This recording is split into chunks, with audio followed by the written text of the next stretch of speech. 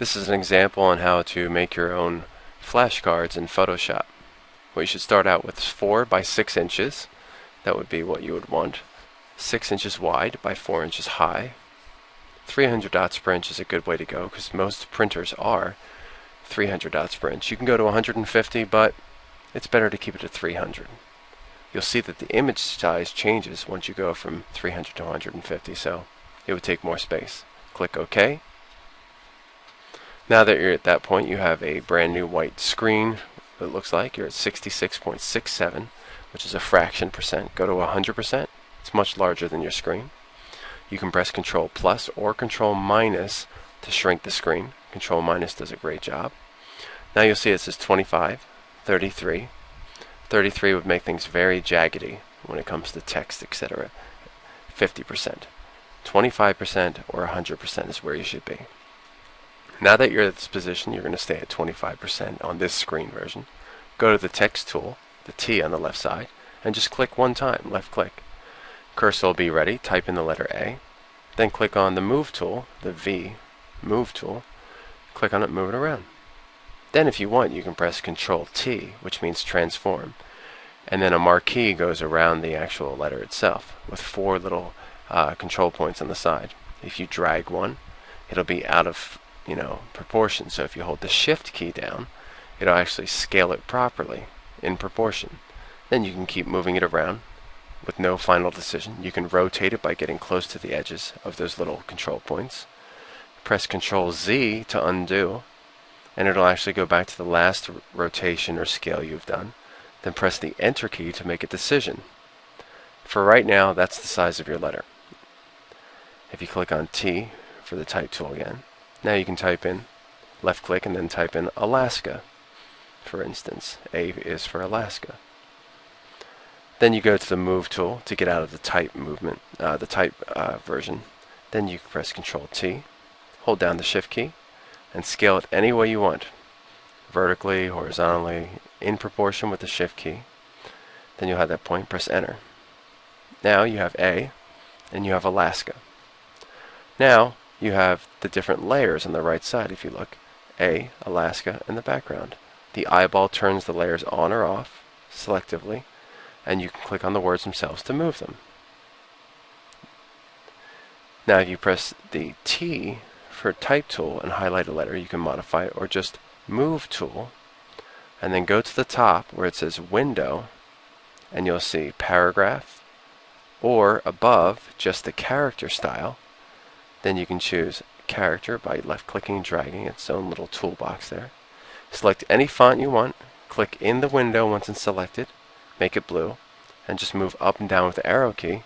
Instead of having to drag each time, you can cycle through super fast and look at all the typefaces you want. Now you see the color, click on the color little widget there, and then this color menu will come up, the swatch picker. You go from light to dark, top to bottom, saturation from left to right. And then the far right is the color or the chroma that you want. So select the color and select the brightness and the saturation of that color. Now you have it in blue. Go to Alaska, you can do the same thing. Look at the bottom, there's FX or effects for that layer. And we're going to do a drop down shadow, like a drop shadow. And here's a little interface for it. You can rotate its angle, change the actual thickness of the shadow, and then the size itself, and then the opacity of that shadow itself.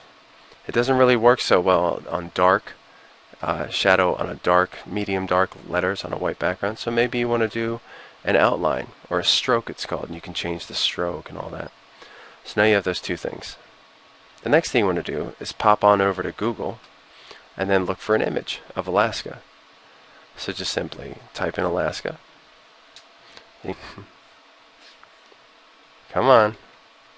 Once you're in Google Images, you can choose large, because remember, no matter what size it is on the screen, it's the dots per inch that print out. So this big bare image, 1600 by 1200 pixels for Alaska. It looks huge, right? On a 19-inch screen. It's not. 1600 divided by 3 is only like 5 1/3. And then the 1200 divided by 3 is only 4 inches. So you want to file, right click, save as, Then you go to New Folder by right-clicking on the desktop. Type in the name of it. We're going to call it cards_images, the ones you get from the web.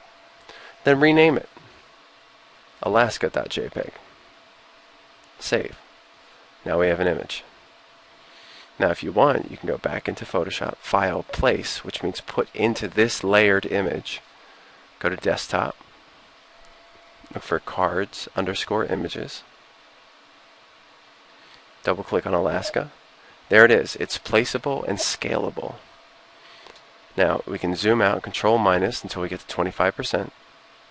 Scale with the Shift key to scale it in proportion, or Alt Shift to scale from the center point wherever you happen to have it. So you can move it, center point, Alt Shift, or you can just put it to the corner and just use Shift for normal scale. It's up to you.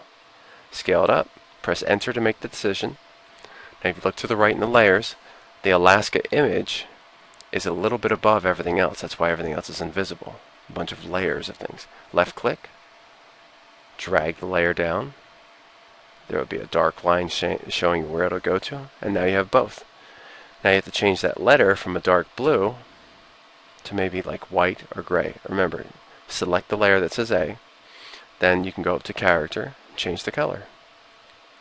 Now you can go File, Save As, go back to the desktop, right click on the desktop, or just make a new folder and call it cards underscore, let's say PSD, for Photoshop document, all the layers. You won't print those out, but you use them so you can constantly modify them or make changes, etc. So we'll call this A_Alaska. This just means older formats of Photoshop will be able to read it, since this is CS5 4321. Now we save for web and devices, and another screen pops up. This shows you what it'll look like when it's compressed and squished down. It's a JPEG. That's at 100%. Now you look to the right, the quality, the lower the number, all the way down to 0, will lower the image size all the way down to like 83 kilobytes, but it's real blocky. So you move it up higher and higher and higher.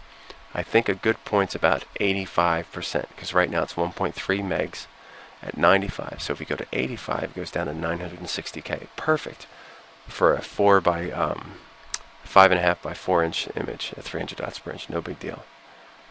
File, save. So that's 1800 by 1200. 1800 divided by 3 is 6. 1200 divided by 3 is 4. 6 by 4 inches. Save. Go to Desktop. Make another folder and call it cards_JPG. So that way you know that these are the finishes and these are the JPEGs that are just one layer themselves that'll print out nicely.